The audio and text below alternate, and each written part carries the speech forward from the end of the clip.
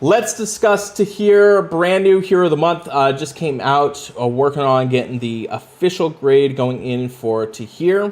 First and foremost, let's go through and take a look at what Tahir does. So a couple of passive abilities. Obviously, we have the 2022 family that will unlock after 2023. So only a couple more months away, and then we'll get a little bit of a buff on things. We'll see what actually ends up happening with that. That's why it's grayed out. So 123 more days until that happens. As far as the abilities, health recovery on status ailments received. This character receives 50 HP when they receive a status ailment or a negative stack. So anytime it gets anything negative, it's going to actually be recovering 50 every turn. Character has innate resistance against bleed. So there's a few characters, I think, like Cage Burrito. Gosh, I almost said it correctly. Cage Burrito, who says that? Cage Burrito, I believe, leaves bleed damage, awkwardly enough. There's a couple others. The vampire heroes obviously leave bleed damage. So not really one of the most relevant specials to him. But I do potentially like this. 50 every time. It's when they receive it. So, actually, now that I think about it, not that great of passive abilities. 791 on the attack, 737 on the defense, and 1411 on the health. Stats-wise, I would say about average, pretty much throughout. A little bit above average on the attack, but average defensive and health stats, so nothing too crazy there.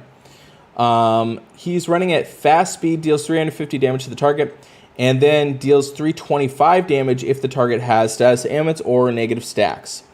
If the target is still alive, nearby enemies get 336 bleed damage over 3 turns. So kind of like an interesting character. I do like that it can deal up to 525, not to mention 791. You throw a whole bunch of attack stats into Tohir, you have the potential to be dealing a substantial amount. One of the better of the single hitter sniper heroes that is out. Especially if you pair him with literally anything that is going to give them anything negative. So any elemental defensive down or regular defensive down, you put them on it, and then he's just going to be dealing 525. The best part about him, too, is if he doesn't actually kill them, that he can also be initiating the 336 bleed damage over 3 turns to the nearby enemies. I wish that the bleed damage would also apply to the target. But it appears that it's just going to be the nearby enemies that are going to get the 336 if they're still alive. So I think it'd be really cool to kind of like time that out to where you're doing it.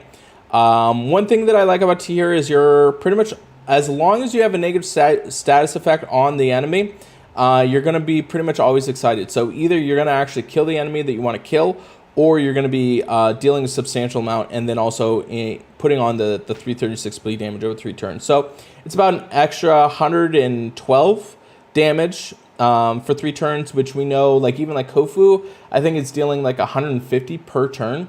And that can kind of eat away at you.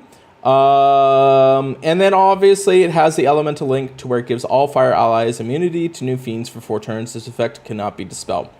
So taking a look at what this character does and where to put him, if we take a look at like his Titan grade, he's going to get between the C and B minus grade there on the Titans, just being the fact that he doesn't really deal too much in terms of what you're trying to accomplish on Titans. So he doesn't deal defensive down, elemental defensive down, doesn't have critical issues, and even his elemental link is pretty much irrelevant against all Titans. So not a character that I'm willing or wanting to bring on Titans. You may get excited about the 525 damage if they have negative side effects. It's just not going to be worth it in terms of getting high damage, because doing a whole bunch of damage on Titans comes from the tiles, not from the actual special skills itself.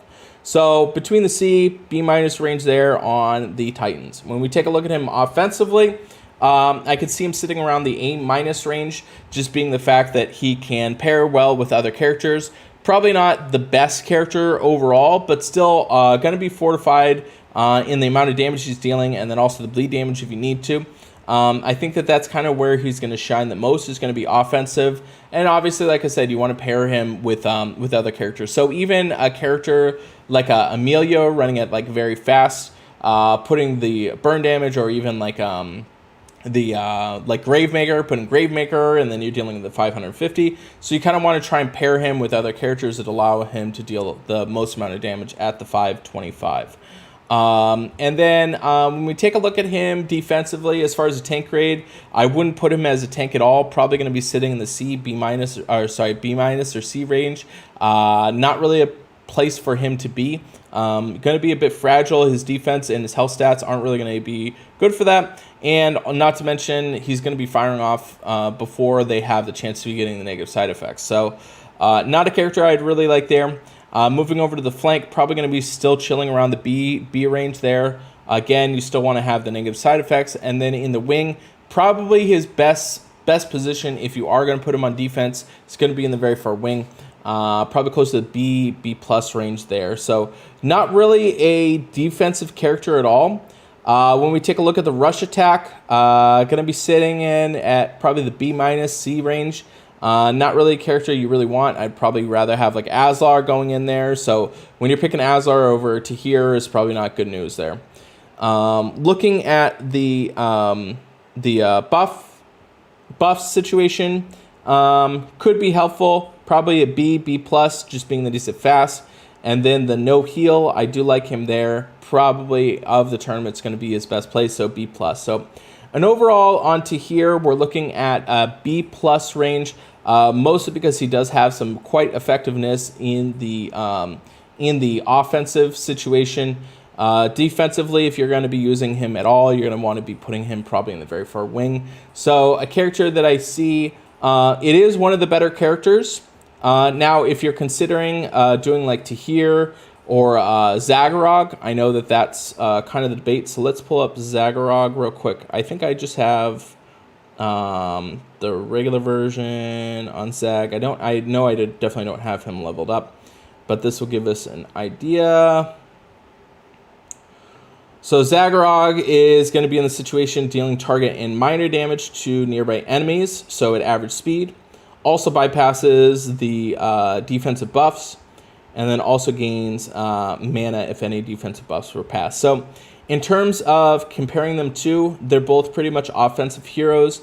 The big draw to be using Tahir over Zagrog is going to be the speed, where Zagrog is going to be hitting multiple enemies. So I will say that Zagrog is going to be a bit more niche, considering you want to really take part in the bypassing the defensive buffs, which does go against him. So if you're looking for more of an overall character, you're going to want to go with Tahir. If you're looking for a specific niche character, you're probably going to want to go for Zagrog and bypassing the enemy defenses. So let me know in the comments, what do you guys think of Tahir? Did you guys level him up? What do you guys think? I appreciate all the support. And guys, if you see this whole situation where it says like download Gemstone Legends, I'm looking for 300 people to download Gemstone Legends. Check out that and can turn me into a hero. So if you do download it, please make sure you leave a comment below with hashtag 300. And I'm looking to get enough people to where you guys are playing it, and they'll actually potentially fly me out, do like character creation, take a look at the facility, and kind of document the whole thing. So if you really want to support me, please make sure you check out Gemstone Legends. The link is in the description, and I'll see you guys on the next video.